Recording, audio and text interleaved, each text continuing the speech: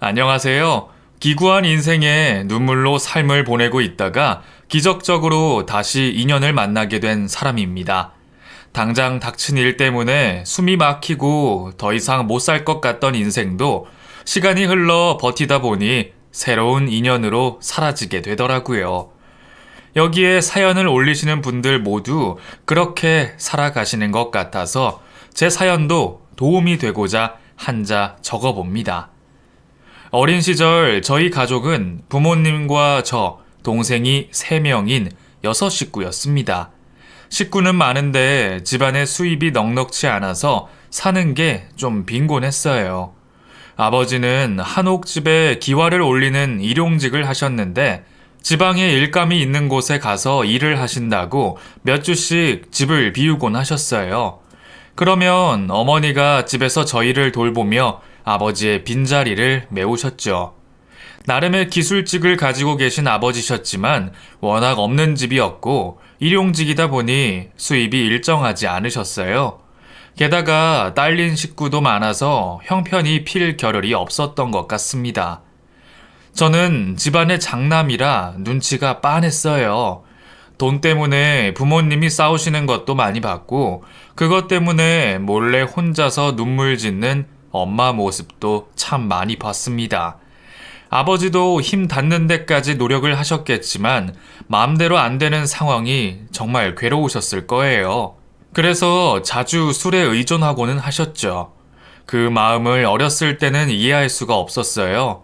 엄마를 울리는 건 늘 아버지셨으니 모든 문제의 원흉은 아버지라고만 생각했었는데 그게 아니었던 거죠. 제가 아버지 나이가 되어 살아보니 내 마음대로 안 된다는 걸 뼈저리게 알겠더라고요. 철이 들어 이제야 깨닫는 것과는 별개로 그때는 전혀 이해할 수 없었던 우리 집의 가난. 그 가난을 저는 악착같이 떨쳐내고 싶었어요. 그래서 돈 버는 사람들을 유심히 관찰했던 것 같아요. 동네에 돈이 좀 있다는 사람들은 대체 뭘로 돈을 버는지, 무슨 일을 하는지 늘 관심을 가졌어요. 솔직히 겨우 고등학생일 뿐인 제가 알고 싶다고 깊숙이 알 수는 없었어요. 어느 누가 생판 모르는 가난한 집 자식에게 돈 버는 방법을 알려주겠어요. 그래도 제가 관심이 많다 보니 또래 친구들에 비해서는 돈에 밝았던 것 같습니다. 그러다가 나중에 장사를 해야겠다는 생각이 들었어요. 돈 버는 사람들 중에서 제가 할 수 있는 일은 몇 가지 안 되는데 그 중에서도 장사는 할 수 있겠더라고요. 당장 미천도 없고 학생 신분이었지만 꼭 장사를 하고 말겠다고 마음을 먹었었죠. 지금 돌이켜보면 천만다행인 것이 그 방황 속에서도 제가 어둠의 세계에는 발을 들이지 않았다는 거예요. 요즘도 비행 청소년들이 많잖아요. 그러다가 조폭 끈앞풀이나 하고 그러면서 어둠의 세계에 첫 발을 들이게 되면 다시 되돌아 나오지 못하게 되는 경우를 많이 봤어요. 당시 저에게도 그 어둠의 손길이 유혹처럼 왔었습니다. 풍족하지 못한 생활에 반항심으로 주먹질하는 형들이랑 어울려 다닐 때도 있었어요. 그때는 그렇게 다니는 게 괜히 멋있게도 보이고 또 형들 심부름을 하면 용돈이 생기기도 했기에 재미가 있기도 했죠. 하지만 그렇게 엇나가는 저를 보고 또다시 흘리는 엄마의 눈물 때문에 그 속에서 빠져나올 수 있었어요. 아버지 때문에 흘리는 눈물도 모자라 저까지 거기에 보태면 안 된다는 생각이 들어서요. 엄마 덕분에 어긋나지 않고 무사히 졸업도 할 수가 있었죠. 졸업을 하고 20살이 되자마자 본격적으로 돈 벌기에 뛰어들었어요. 처음에는 할 줄 아는 것도 없고 체력은 자신이 있었기에 막노동판에서 일을 했어요. 고속도로 건설 현장에서 일을 했는데 땡볕 아래 뜨거운 아스팔트와 함께 일하는 게 어찌나 고되던지요. 그나마 1급이 짭짤해서 버틸 수 있었죠. 대학을 간 친구도 있고 목적 없이 빈둥대는 친구들도 있었는데 그 친구들보다 제 통장이 더 두둑했어요. 그게 또 나름 자부심이 되더라고요. 야, 우성아, 너 이번에 월급 탔지? 우리 고기 좀 사줘. 야, 내 월급인데 니들 고기를 왜 사주냐? 에이, 짠돌이 새끼. 친구한테 고기 한 번 못 사냐? 너네 고기 사줄 돈은 없어. 네가 돈 벌어서 사 먹어.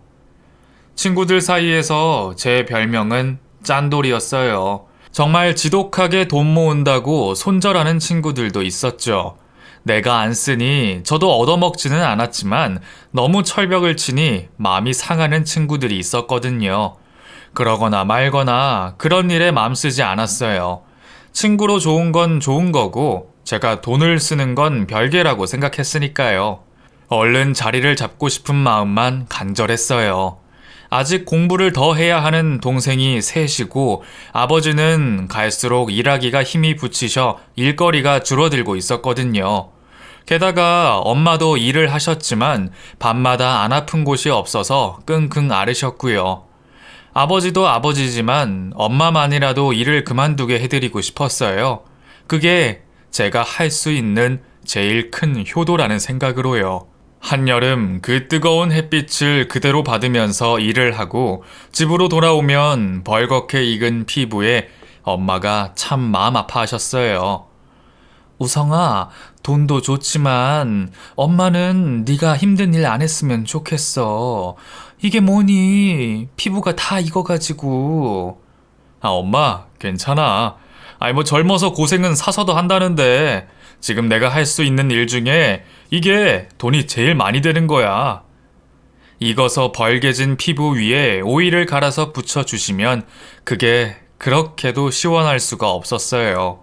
엄마는 맘 아파하셨지만 저는 점점 금액이 커지는 통장을 보면서 얼마나 뿌듯했는지 모릅니다. 마음이 든든한 거 있잖아요. 내 장사를 곧 할 수 있겠다는 기대로 커지고요. 그렇게 1년을 일을 했을까요? 제 수중에 3천만 원이라는 큰 돈이 모였어요. 그걸로 가게 보증금이라도 내면 되겠다는 생각에 혼자서 무슨 장사를 할지 알아보고 다니는데 엄마한테서 전화가 걸려왔죠. 엄마. 아이고, 우성아. 우성아, 어쩌면 좋니? 무슨 일인데, 엄마? 네 아버지가 일을 하시다가 지붕에서 추락하는 일이 생겼어요. 10년 넘게 지붕을 타시던 아버지는 그동안 한 번도 추락 사고가 없으셨거든요. 갈수록 일감이 줄어서 집에 계시는 시간이 많아진 아버지는 술을 자주 드셨는데 사고가 있던 전날 저녁에도 소주를 2병이나 드셨다고 엄마가 아침에 걱정을 많이 하셨거든요. 결국 그 술 때문에 그만 사고가 나버린 것 같아요. 너무 놀라서 병원으로 뛰어갔더니 갈비뼈랑 다리가 부러지고 머리에도 피가 나서 붕대를 감고 계셨어요. 의사는 갈비뼈가 부러지면서 장기를 찔러 응급수술을 들어가야 한다고 했고 수술하는 입원실 앞에서 엄마와 저는 기약 없이 기다려야 했어요. 하늘이 도왔는지 수술이 잘 끝났고 그 일로 아버지는 2달이나 입원을 하고 계셔야 했어요. 다행히 상처는 덧나지 않고 잘 아물었는데 아버지의 치료비가 문제였죠. 집에 목돈이 있을 리가 없었어요. 요즘이야 직장 보험이 잘 되어 있지만 그 당시엔 그런 게 잘 안 되어 있었거든요. 게다가 출근한 아버지 입에서 술 냄새가 풍겼다는 동료의 증언 때문에 사업체에서는 책임을 회피했고요. 엄마는 걱정이 늘어지셨고 저는 화가 났어요. 아무리 술이 덜 깬 상태라고 해도 안전장치가 제대로 안 된 거 아니냐고 사무실에 가서 소리를 질러댔어요. 제가 성가시게 하고 나서야 사장님이 치료비를 일부만 지원하겠다고 말을 바꾸더군요. 그래서 겨우 일부만 받고 나머지는 어쩔 수 없이 제 통장에서 돈이 나와야 했습니다. 그동안 정말 악착같이 일해서 진짜 힘들게 모은 돈인데 이렇게 한순간에 없어지니 참 허탈하더군요. 미안해하는 엄마 앞에서는 내색하지 않았지만 정말 많이 속상했어요. 그래서 그 길로 군대에 입대했습니다. 부모님을 곁에서 보고 있으니 자꾸만 원망이 돼서 안 되겠더라고요. 벗어나서 나만의 시간을 좀 가져야겠다고 마음을 먹었죠. 막상 군대에 입대해보니 정말 장난이 아니더군요. 군대에 들어가서 처음 든 생각이 살아서 나가야 한다였어요. 동네 형들에게 군대 얘기만 들었지 직접 겪은 건 처음이잖아요. 잠이든 먹는 거든 사람의 한계로 몰아붙이는데 넋 놓고 있다가는 멀쩡하게 집에 못 가겠다 싶더라고요. 그런 상황에 놓이다 보니 자연스레 집 생각이 났어요. 집이 싫어서 도망가듯이 들어간 군대에서 다시 집 생각을 하게 될 줄은 꿈에도 몰랐죠. 엄마가 해주는 집밥이 그렇게도 먹고 싶었고 작지만 포근한 제 방에서 자고 싶은 마음이 굴뚝 같았어요. 그렇게 집을 그리워하면서 저는 다시 마음을 잡게 됩니다. 비록 아버지 수술비로 통장에 있는 돈을 다 썼지만 그래도 덕분에 집안의 빚은 더 생기지 않았으니 그것만으로 다행이라 여기자 이렇게 생각을 했죠. 그리고 다시 모아보자. 내가 하겠다고 생각했으니 무조건 장사해보자. 이렇게요. 마음을 달리 먹으면서 저는 돈을 모으는 방법을 궁리하기 시작했어요. 매달 쥐꼬리만큼 나오는 월급도 모으고 휴가를 나갈 때면 1급을 받을 수 있는 일용직으로 나가서 일을 했습니다. 몸을 사리지 않고 그렇게 돈에 미쳐 있을 때 엄마는 걱정이 태산같이 늘어지셨죠. 휴가 나왔으니 좀 쉬다가 들어가고 하지. 또 일을 하니. 엄마, 나 장사할 거야. 장사? 응, 내가 우리 집안 일으킬게. 그러니까 엄마, 힘들어도 조금만 참아요. 내가 꼭 성공할 테니까. 아무것도 시작하지도 않았으면서 엄마한테는 그렇게 장담을 하곤 했어요. 엄마는 말뿐인 아들도 대견하신지 그럴 때마다 세상 다 가진 사람처럼 웃어주셨고요. 잠시나마 짓는 엄마의 미소를 보면서 저는 더더욱 다짐을 했습니다. 군대를 제대하고 동네 형이 운영하는 정육점으로 취직을 했어요. 장사 미천도 미천이지만 기술이 있어야겠더라고요. 고기는 단가도 세서 잘만 하면 큰 돈을 벌 수 있다는 형 말을 듣고 기술을 배우기로 했죠. 고기 손질은 처음이라 손에 익기까지 정말 힘들었어요. 집에 가서 잠자는 시간 외에는 늘 정육점에 붙어 있었죠. 계속 연습에 연습을 거듭하니 어느 정도 손에 익었어요. 야, 아직도 집에 안 갔어? 아, 형, 왜 다시 나왔어요? 아니 명세서 좀 볼 거 있어서 나왔지. 이제 퇴근해. 집에 가서 쉬어. 안 힘드냐? 아, 하나도 안 힘들어요. 자식, 열심히 한다. 퇴근 시간이란 게 없이 그렇게 일을 했어요. 그리고 거기서 받는 월급도 고스란히 모았고요. 늘 일을 하고 있으니 돈을 쓸 시간도 없었고요. 그렇게 정육점에서 5년 동안 일을 했고 그 시간 동안에 정육점 운영에 관련된 모든 것을 배울 수 있었어요. 그리고 그동안 모은 돈으로 드디어 제 가게를 오픈하게 됐죠. 야, 우성아. 아니지. 이제 김 사장인가? 야, 정말 축하한다. 다 형 덕분이에요. 형, 정말 고마워요. 아이, 뭘. 네가 그동안 열심히 했으니까 이렇게 네 가게도 생긴 거지. 야, 그나저나 내가 큰일이다. 너 덕분에 그동안 편하게 일했는데 말이야. 아, 새로 일하는 친구도 잘 할 거예요. 고마워요, 형. 동네 시장통에 있는 작은 가게였지만 간판을 달고 개업식을 할 때는 정말 세상을 다 가진 양 진짜 기분이 좋았어요. 고등학생 때부터 열망했던 내 장사였고 그 꿈이 이뤄지는데 꼬박 12년의 시간이 걸린 거죠. 야, 엄마, 울지 마요. 이렇게 좋은 날에 왜 울고 그러세요? 너무 좋아서 울지. 너무 좋아서. 엄마 아버지도 정말 좋아하시더라고요. 그동안 제가 어떻게 살아왔는지 다 아시기에 더 대견해 하시는 것 같았어요. 아버지조차도 슬쩍 눈물을 비치시는데 그 모습을 보니 제 가슴이 먹먹해지더라고요. 부모가 돼서 너한테 해준 것도 없는데 너는 알아서 이렇게 잘 컸구나. 미안하고 고맙다.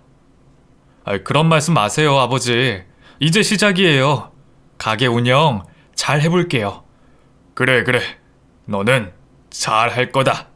엄마 아버지께 꼭 성공하겠노라 큰 소리를 뻥뻥 쳤어요. 그만큼 잘 살고 싶었고 잘할 자신이 있었습니다.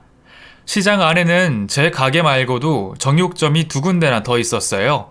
이미 여러 해 장사를 한 곳이라 자리를 잡고 있었기에 경쟁이 치열했죠. 그 속에서 살아남으려고 정말 부단히 노력했습니다.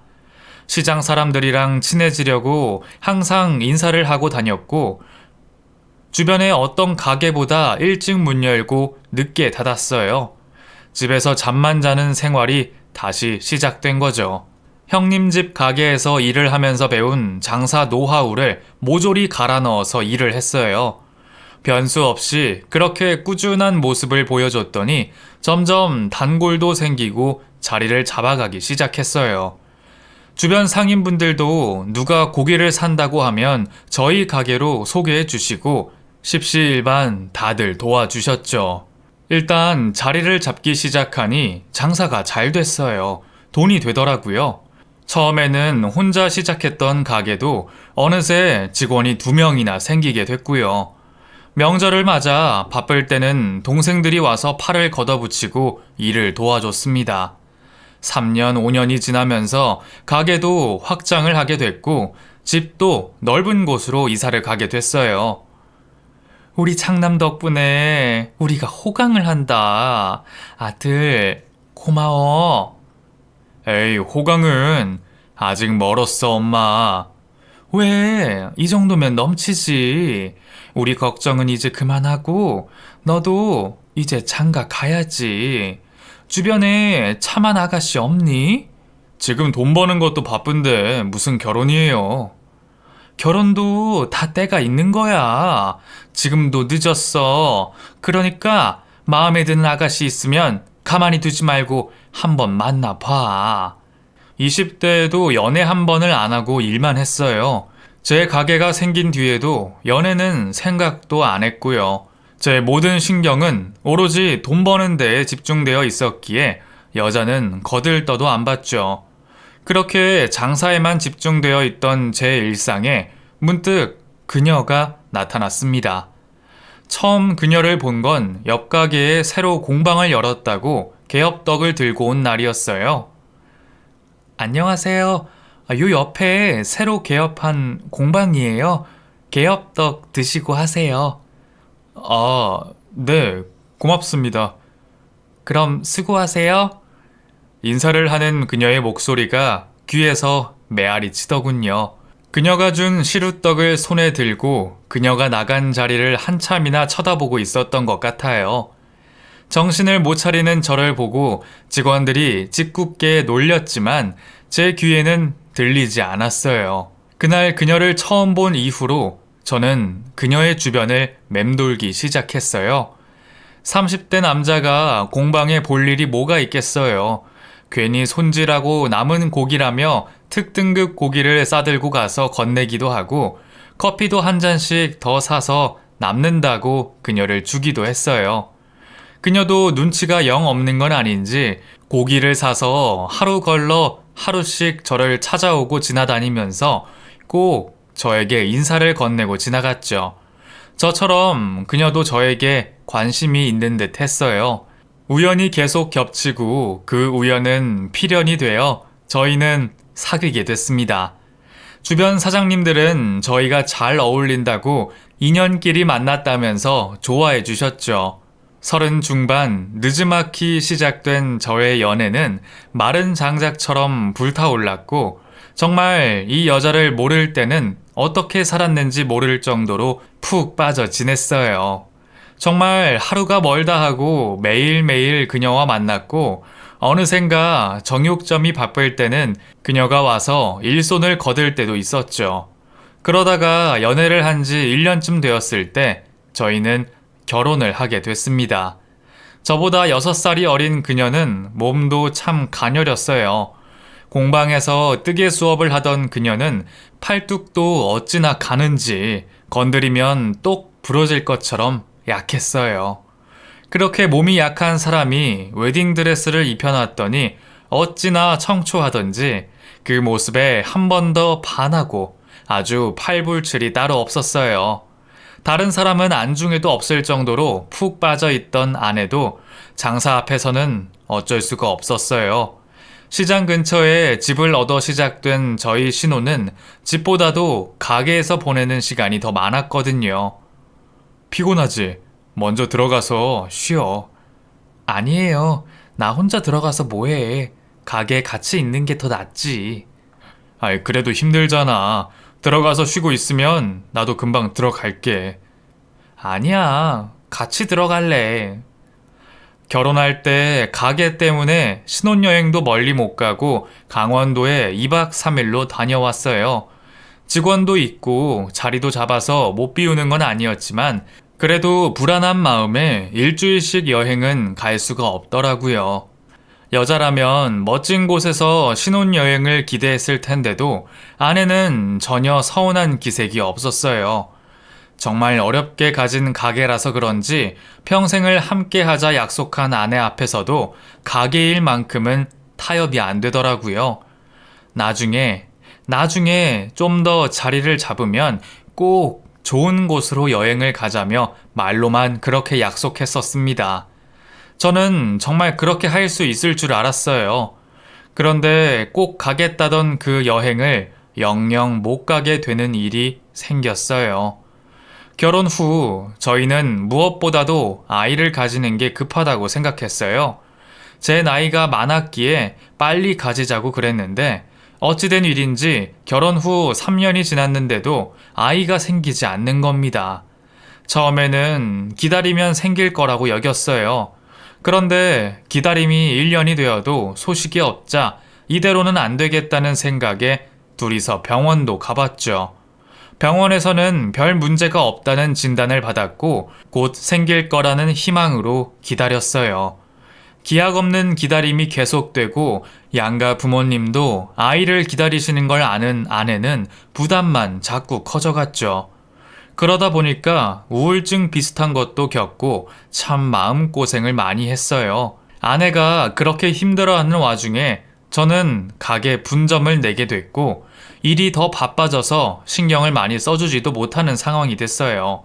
몸이 10개라도 바쁜 상황이었지만 어릴 때 그 가난에 대한 트라우마 때문에 일을 줄일 수가 없었어요. 더욱이 결혼까지 하게 되면서 저의 책임감은 더더욱 커졌고요.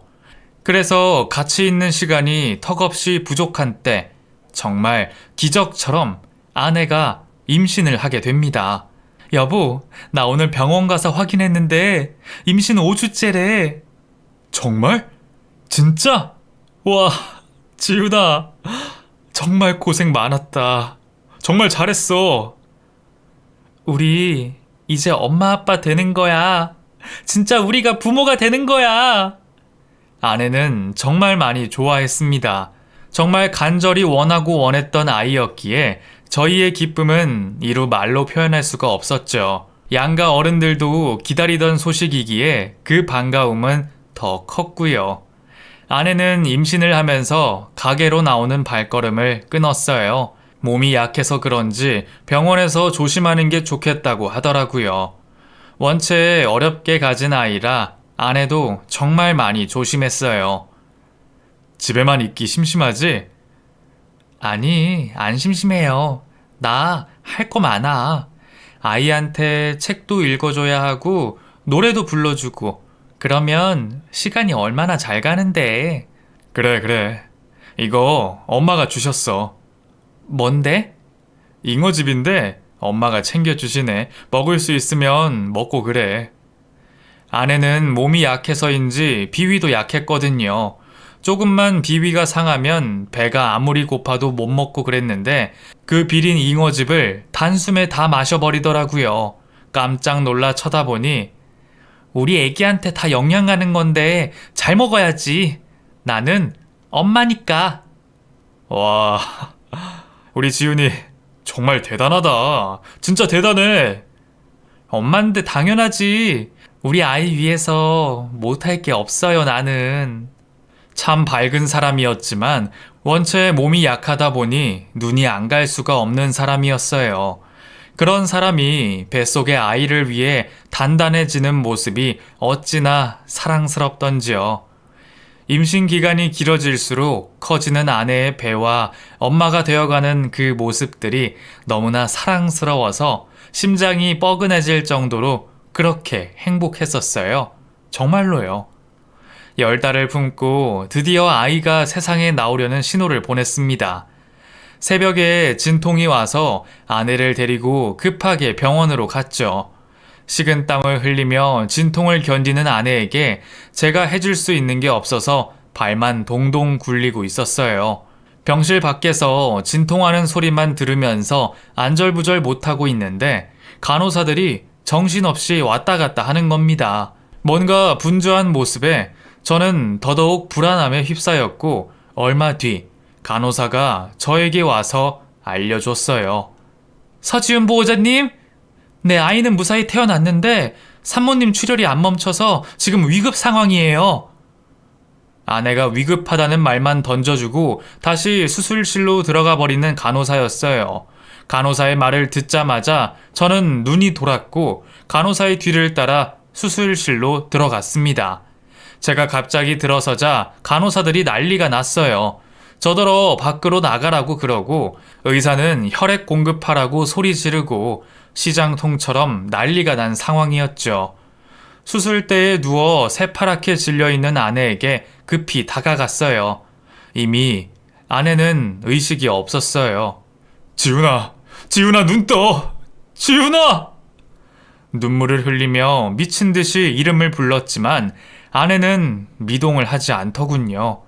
싸늘해진 아내의 손을 마구 주무르며 이름을 계속 불렀고 그렇게 수분 뒤에 아내의 심장은 더 이상 뛰지 않았어요.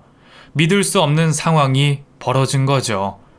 아이에게 든든한 엄마가 되어주겠다던 아내는 그 아이를 낳으면서 세상을 떠나고 말았어요. 세상의 빛을 보자마자 아이는 엄마를 잃었고 저는 아내를 잃게 됐어요. 한동안 정신을 차릴 수가 없었습니다. 믿을 수가 없었어요. 화장터에 아내의 관이 들어가는 걸 눈으로 보고 있지만 그 관이 아내라는 걸 믿을 수가 없었어요. 모든 걸 잃어버린 기분이었습니다. 세상을 어떻게 살아가야 할지 모르겠더군요. 차마 아내를 뿌릴 수가 없어서 납골당에 안치하면서 하늘에는 구멍이 뚫린 양 비가 억수같이 내렸고 제 눈에도 눈물이 쉴 새 없이 흘렀어요. 다시 떠올려도 가슴이 찢어질 듯 아플 정도로 힘든 날이었어요. 아내를 그렇게 보냈지만 저는 살아야 했어요. 아내를 닮은 딸아이를 제가 책임져야 했죠. 한동안 넋을 놓고 가게에 나가지도 않고 아내 없는 빈집에 홀로 있었어요. 다행히 어머니가 아이를 돌봐주셨기에 그렇게 정신을 빼고 있을 수가 있었죠. 하루아침에 호라비가 된 아들을 보면서 어머니도 기가 차 하셨어요. 그렇게 원하던 아이를 낳다가 죽었으니 누구를 원망할 수도 없어 하늘에다가 욕을 하셨죠. 우성아, 이제 정신 차려라. 언제까지 이렇게 넋놓고 있을 거야. 네 딸은 눈에 안 들어와? 누워서 꼬물거리는 딸 아이는 아내를 유독 많이 닮은 모습이었어요. 저를 보면서 웃을 때는 영락없이 아내였죠. 아이는 제 손가락을 힘주어 잡았고 저를 보면서 해맑게 웃어줬어요. 그 모습을 보면서 다시 일어나자고, 이 아이를 위해 정신을 차리자고 마음을 먹었죠. 그때부터 제 시간은 다시 흐르기 시작했어요. 신혼집을 정리하고 본가에 들어가서 생활하기 시작했어요. 가게를 봐야 했기에 아이를 혼자 키울 수가 없었거든요. 그래서 부모님께 말씀을 드렸더니 흔쾌히 허락해 주셨고 엄마는 황혼에 다시 육아를 시작하셨습니다. 엄마한테 효도하고 싶어서 장사까지 시작한 저로서는 너무 죄송했어요. 고생을 하도 많이 하셔서 마디마디 안 아픈 곳이 없는 엄마께 그 힘든 육아를 부탁드리는 게 너무나 어려웠어요. 처갓집에 부탁드릴 수도 있었지만 왠지 제가 죄인된 기분이 들어 처가 쪽으로는 걸음도 할 수가 없더라고요. 그런 무거운 제 마음을 눈치채셨는지 엄마는 괜찮다고 몇 번이나 말씀해 주셨어요. 네 딸이기도 하지만 내 손녀이기도 해. 미안한 마음 가질 필요 전혀 없어. 알았지?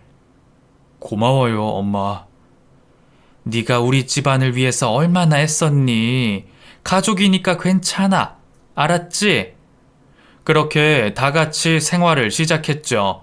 첫 손주를 보신 부모님은 아이를 정말 많이 예뻐해 주셨고 그 사랑 안에서 아이는 무럭무럭 자랐습니다. 낳아준 엄마가 없었지만 얼굴에 그늘 하나 없이 그렇게 잘 자라줬어요. 시간이 갈수록 저도 점점 고통에서 벗어날 수 있었고 어느새 딸아이가 내 인생의 목표가 돼서 살아가고 있을 쯤 저에게는 또 한 번의 시련이 옵니다. 환절기라 몸살이 난 어머니를 쉬게 해드린다고 아이를 가게에 데리고 나온 날이었어요. 아이는 어느새 5살이 됐고 말도 또박또박 잘 하는 나이가 됐어요. 집 근처 유치원을 다니고 있었는데 그날따라 유치원에 가기 싫다고 투정을 부려 같이 가게로 나오게 됐죠. 가게에는 저 말고 직원이 둘이나 있었는데 한 명은 쉬는 날이고 한 명은 무단 결근을 한 날이었어요. 근방에 고기를 배달할 일이 있었는데 가까운 곳이라 아이를 두고 다녀온 게 화근이었죠. 혼자 있는 아이가 맘쓰여 우산도 없이 내리는 비를 쫄딱 다 맞고 배달을 다녀왔는데 가게에 있어야 할 아이가 없더라고요. 세진아, 세진이 어딨니? 아무리 아이의 이름을 불러도 대답이 없었습니다. 가게 안에 구석구석을 찾아봤지만 아이의 모습이 보이지 않았어요. 가게에 아이가 없다는 걸 확인한 순간 식은땀이 나더군요. 머리가 쭈뼛 섰어요. 등줄기가 서늘해졌습니다. 저는 미친 듯이 주변 가게를 돌아다니며 아이를 찾기 시작했고 곧이어 경찰까지 동원되어 없어진 딸아이를 찾기 시작했어요. 온 시장에 사람들이 나서서 아이를 찾았어요. 집에 계시던 부모님도 나와서 아이를 찾았지만 그날 밤이 새도록 아이는 나타나지 않았어요. 그때 정말 죽고 싶었습니다. 배달을 다녀오겠다고 빨리 올 테니 얌전히 있으라는 제 말에 환하게 웃던 아이의 얼굴이 자꾸만 눈앞에 아른거렸어요. 오지 않는 아빠를 찾으러 가게 밖을 혼자 나간 건지 아님 나쁜 인간이 와서 내 아이를 데려간 건지 어찌된 영문인지 도통 알 수가 없지만 한 가지는 확실했어요. 내 목숨과 같은 딸아이가 없어졌다는 거요. 그 후 1년 새 동안 아이를 찾아다녔어요. 일도 하지 않고 그렇게 아이만 찾아다녔습니다. 잠을 잘 수도 밥을 먹을 수도 없었어요. 경찰서에는 수시로 전화해서 접수된 미아가 없는지 확인하고 전단지를 따로 만들어서 보이는 사람마다 손에 쥐어주며 아이를 확인했어요. 전국 방방곡곡 아이를 봤다는 제보만 있으면 안 찾아간 곳이 없었지만 아이는 제 눈앞에 나타나지 않았습니다. 어디에 꼭꼭 숨었는지 나타나지 않았어요. 그 일이 있고 20년이 흘렀습니다. 아내는 먼저 죽고 딸아이를 잃어버린 저에게 마지막 희망은 일밖에 없었어요. 아이를 찾는 광고는 해마다 내고 있었지만 시간이 흐를수록 제보 빈도는 점점 줄어들었죠. 하지만 포기하지 않고 계속 아이를 찾았죠. 그 시간이 흐르는 동안 저는 정육점 사장에서 마트 사장이 되어 있었고 제 사정을 아는 상인들은 혼자 살기 아깝다고 새 장가를 가라고 계속 권하더군요. 시간이 약이라고 20년이라는 세월이 흐르고 나니 그제야 제가 눈에 들어왔어요. 제대로 된 가정이 없이 홀로 보낸 시간 속에 나이가 들어 주름진 얼굴과 희끗해진 머리카락을 보면서 다시는 없을 제 청춘이 생각나더라고요. 문득 서글퍼졌습니다. 나도 이 세상에 태어나서 화목한 가정 하나는 꾸릴 줄 알았는데 어찌 평생을 고통 속에서 지낸 것만 같아 너무 가여웠어요. 그래서 계속 외면만 하고 지냈던 여자에게 마음의 틈을 내주게 됐어요. 평소 저와 가까이 지냈던 과일 가게 주인이 있었는데 몇 번이나 소개해주고 싶은 사람이 있다고 했죠. 관심이 없다고 계속 거절했었는데 그날은 한번 만나보자고 수락을 했고 그래서 그 여자를 만나게 됐어요. 키는 아담하고 이쁘장하게 생긴 여자였어요. 목소리도 좋고 운동을 하는지 몸도 탄탄하더군요. 이제 우리 나이에는 운동은 필수예요. 아직 살 날은 많이 남았는데 남들 즐길 때 못 즐기면 손해잖아요. 네, 그렇죠. 김 사장님 보니까 체격이 나고 나셨는데 조금만 관리하시면 지금보다 10살은 어려 보이실 거예요. 제가 관리해 드릴게요. 인생을 진지하게만 살았던 저와 달리 그 여자는 뭐가 그리 즐거운지 웃음도 많고 활동적으로 보였어요. 꾸미는 데 관심이 많은지 화장도 신경을 많이 쓰고 제가 만나보지 못했던 그런 부류였죠. 먼저 간 아내와 정반대인 그 여자를 보면서 그래서 더 만나려고 했던 것 같습니다. 아내와 전혀 달라서 내 긴 슬픔을 잊게 해줄 것 같아서요. 재혼이라고 하던데. 네, 남편이랑 정말 사랑해서 결혼했거든요. 저는 진짜 일편단심이었는데 그 남자가 바람이 났어요. 어린 여자랑요. 정말 믿었던 사람인데 배신당해서 정말 많이 힘들었어요. 지난 얘기를 하면서 눈물을 흘리는 그 여자를 보면서 왠지 모를 연민이 느껴졌습니다. 사람한테 느낀 아픔이 있구나 싶은 동질감 같은 게 들었나 봐요. 그 연민 때문에 저는 그 여자에게 마음을 열게 됐고 그렇게 저는 두 번째 결혼을 하게 됐어요. 어쩔 수 없이 첫 번째 결혼 생활과 자꾸 비교가 됐던 두 번째 결혼 생활. 아직 먼저 간 아내에게서 벗어나지 못해 자꾸만 비교가 된다고 여겼어요. 괜히 그런 마음 때문에 재혼한 여자한테 미안한 마음도 가졌고요. 그러다 보니 그 여자가 하고 싶은 대로 모든 걸 따라주게 됐어요. 그 여자가 마음대로 하는 걸 묵인했던 건 배려해주는 차원에서 그랬던 거였어요. 그런데 그런 배려를 오해했던 건지 그 여자의 행동이 갈수록 도가 지나치더군요. 당신 카드값이 너무 많이 나왔던데? 네? 그럴 리가요. 나는 필요한 것만 샀는데. 다 우리 생활비예요. 생활비? 카드 내역이 다 백화점 명품관이던데 그거 다 당신 물건 아니야? 아, 그랬어요? 무슨 남자가 카드 내역까지 다 살펴보냐면서 제 귀에 다 들리는 혼잣말을 하는 사람이었어요. 돈은 물같이 쓰고 생활비로 쓰라고 준 카드는 할부를 계속 긁어서 한도가 간당간당했죠. 자기 몸에 치장하는 걸 아끼지 않고 쓰는 사람이었어요. 도저히 가만히 둘 수가 없었죠. 한마디를 하면 쪼잔하다며 잔소리를 퍼붓는 사람이니 뭔 말을 할 수도 없더군요. 슬픔에서 벗어나고 싶어서 이제 그만 나도 행복해지고 싶어서 곁을 내준 사람이었는데 도움을 받기는커녕 없던 두통도 생길 정도니 한숨이 절로 나왔어요. 게다가 이 여자가 얼마나 노련한지 혼인신고까지 다 해버린 상황이라 관계를 쉽게 정리할 수도 없는 상황이었죠. 안에서 새는 바가지, 밖에서도 샌다고 마트 직원들의 원성도 자자했습니다. 자기가 할 일도 없는데 굳이 마트에 가서는 이 직원 저 직원 속을 긁어놓고 자기보다 어려 보이는 직원에게는 또 엄청 함부로 하는 거였죠. 사장님, 혹시 시간 좀 되십니까? 마트를 책임지는 점장이 저에게 시간을 달라고 하더군요. 그래서 같이 커피를 한잔 하는데 그 여자가 직원들에게 함부로 해서 그만두겠다는 직원이 속출한다는 거였어요. 참, 주인으로서 얼굴을 들 수가 없더군요. 내가 얘기해서 마트에 발걸음을 못하게 하겠다고 약속을 하고는 매장에 나가봤습니다. 직원들 분위기나 전환할 겸 음료수라도 돌려야겠다고 생각하며 지나가는데 농상 코너 쪽에 사람들이 모여 있는 겁니다.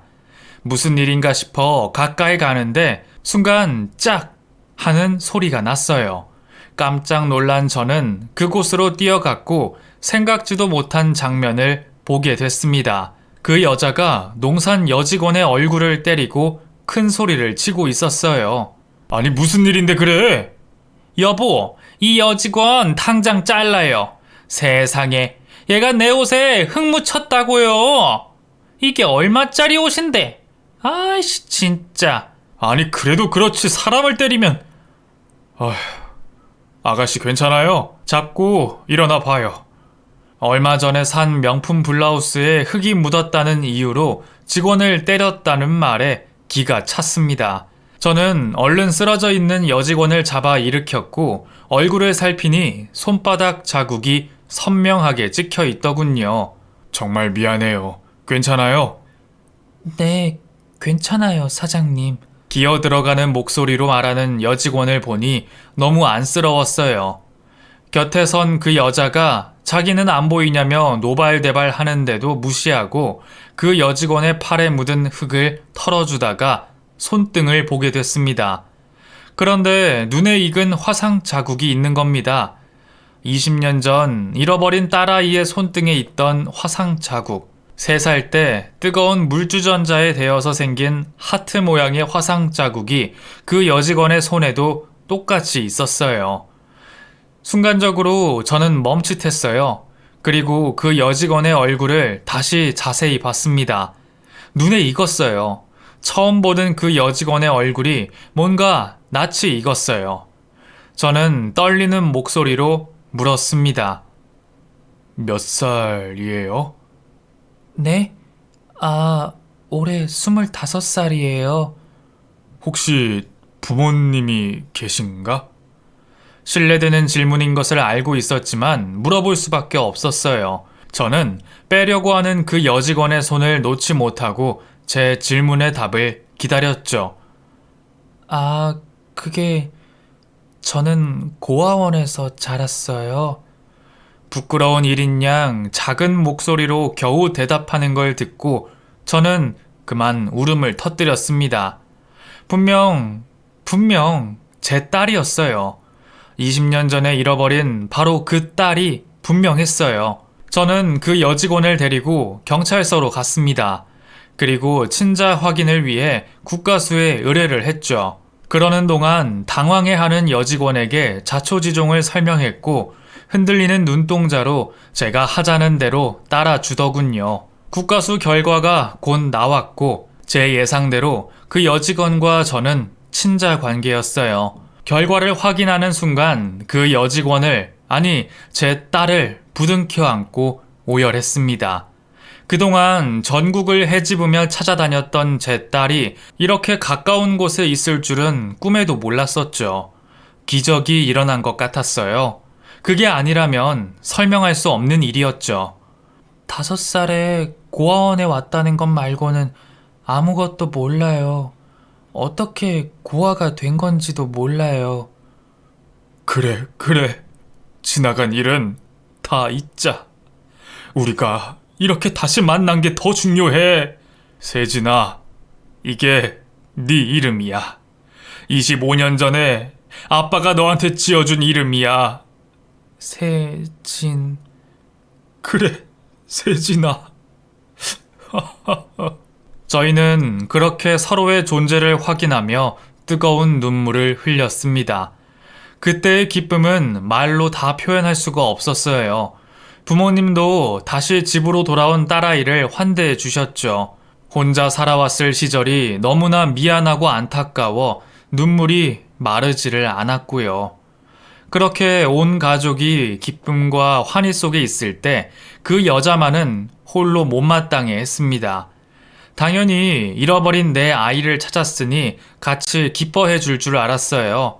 하지만 못마땅함을 숨길 생각도 없는지 급기야 저에게 불만을 토해내더군요.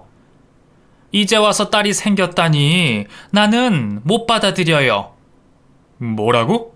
그게 무슨 말이야? 갑자기 25살짜리 딸이 생겼는데 내가 당황할 거란 생각은 전혀 못해요? 나는 당신 호라비인 줄 알고 결혼한 거라고요.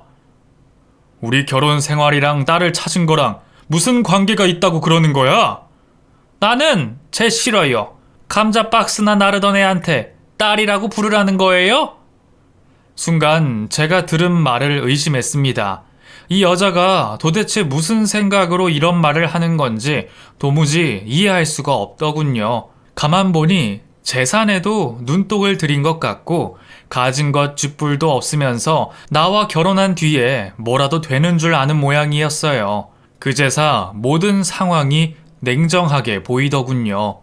그동안 배려를 했던 저를 마치 개인 금고인 양 이용하고 앞으로도 그럴 거라는 게 대번에 예상이 됐어요. 내 딸이 싫다는 사람 나도 싫어. 오늘 당장 짐 싸서 나가도록 해. 아니 여보.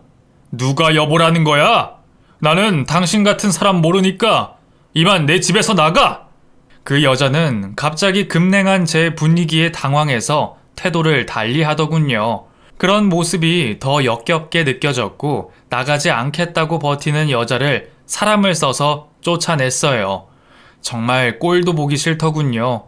어떻게 저런 여자와 살았는지 그동안 그 여자에게 쓴 돈과 시간이 아까워 속이 쓰릴 지경이었어요. 계속 들러붙는 여자에게 이혼장을 우편으로 보냈습니다. 안 보고 싶더라고요. 게다가 정리하는 과정에 알고 봤더니 전 남편의 바람으로 이혼을 한 게 아니라 그 여자가 외도를 해서 이혼을 당한 거였어요. 또 저를 만나기 전에는 신용불량으로 개인 파산까지 한 상황이었고요. 그 모든 걸 알고 나니 진짜 큰일 날 뻔했다 싶었어요. 잘못했다간 제가 모은 재산까지 홀랑 다 잃어버릴 뻔했더라고요. 다행히 알게 된 것들로 이혼을 할 때 도움을 받을 수 있었어요. 저한테 매달리던 그 여자는 어느새 자존심이 상했던지 법정에서 만났을 때는 고개를 빳빳하게 쳐들고 저를 노려보더군요. 그러든지 말든지 이혼이 성립됐을 때는 뒤도 안 돌아보고 와버렸죠. 딸아이와 지금은 편하게 지내고 있습니다. 그동안 못해준 것들 돈 걱정 없이 모조리 다 해줄 요량이에요. 딸아이는 어릴 때도 지 엄마를 빼닮았었는데 자라고 나니 분위기까지 비슷하더군요. 딸을 보면서 옛날 생각에 종종 빠져 지냅니다. 그것 또한 행복이더라고요. 앞으로도 딸과 더 많은 추억을 쌓으며 살아갈 겁니다. 저의 얘기는 여기까지입니다. 두서없는 얘기 들어주셔서 감사합니다.